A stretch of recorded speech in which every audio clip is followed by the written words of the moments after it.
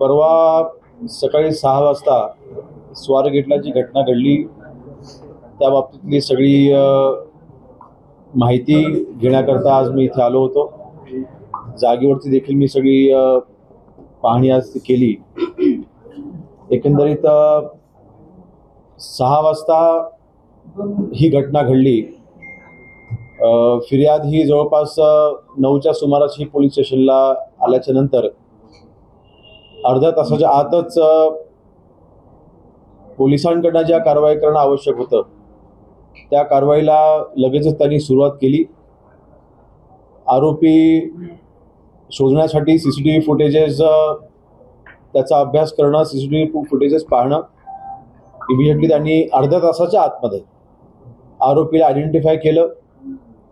अर्ध्या तासाच्या आत आरोपी आयडेंटिफाय झाल्यानंतर त्यांनी आरोपीला, आपल्या पोलीस कर्मचाऱ्यांनी आरोपीला ट्रॅक करायला सुरुवात केली आणि जसं त्याचं लोकेशन सापडेल तसं त्याला फॉलो देखील केलं गेलं आहे. आणि मी डिटेल देणार नाही कारण शेवटी अजूनपर्यंत आरोपीच्या शोधामध्ये आपण आहोत.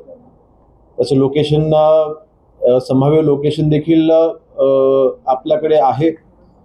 तिथे देखील जवळपास 8 टीम्स ह्या पोलिसांमार्फत तयार केल्या गेलेल्या आहेत आणि लवकरच आरोपीला पकडलं जाईल.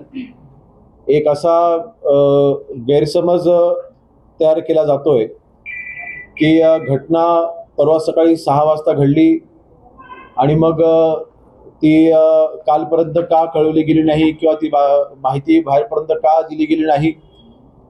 तर या बाबतीमध्ये आपल्या सर्वांना सांगू इच्छितो की ज्या वेळेला ही फिर्याद आल्याच्या नंतर अर्ध्या तासाच्या आतच आपण आरोपीला आयडेंटिफाय केलं आणि आरोपी अलर्ट होऊ नये ह्यासाठी ही बातमी बाहेर येऊ नये ह्याची आपण पोलिसांमार्फत दक्षता घेतली गेली, जी अत्यंत गरजेची होती.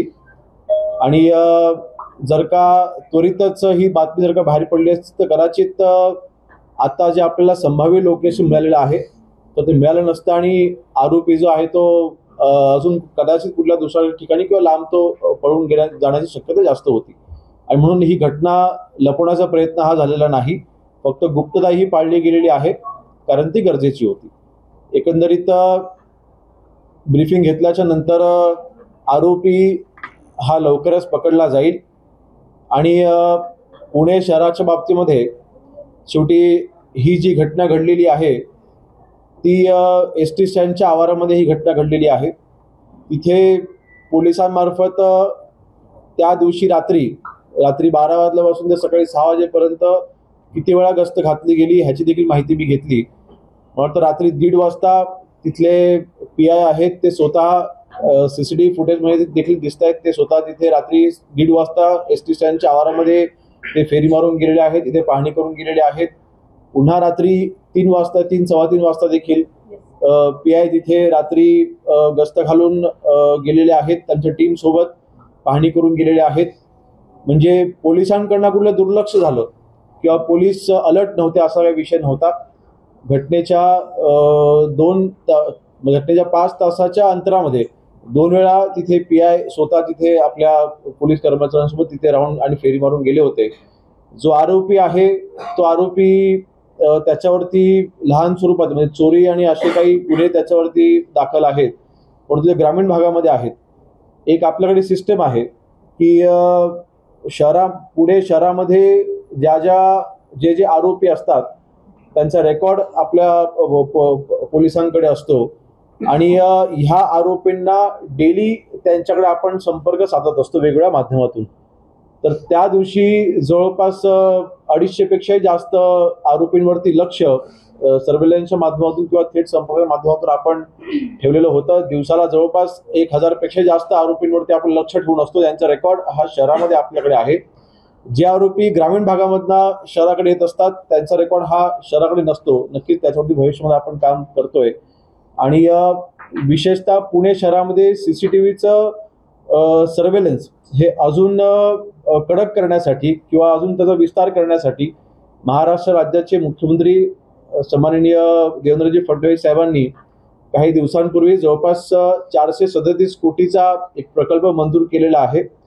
त्याच्यामध्ये महत्त्वाचं फेशियल रेकग्निशन असलेले सीसीटीव्ही देखील आपण इन्स्टॉल करतोय, जेणेकरून एखादा आरोपी जर का कुठे त्या सीसीटीव्ही फुटेजमध्ये आला तो लगेच आयडेंटिफाय होईल, पोलिसांना त्याचा अलर्ट येईल आणि पोलीस त्या ठिकाणी अलर्ट होतील.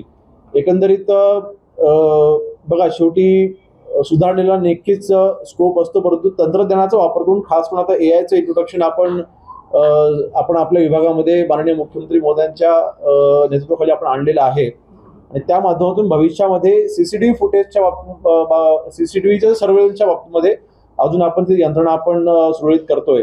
परंतु परवाच्या दिवशी जी घटना घडली ती घटना कुठले फोर्सफुली किंवा तिथे कुठला स्ट्रगल किंवा असं कुठल्याही तिथे न झाल्यामुळे तिथले जेव्हा घटना घडली त्यावेळेला तिथे देखील जवळपास 10 ते 15 लोक त्या बसच्या आजूबाजूला देखील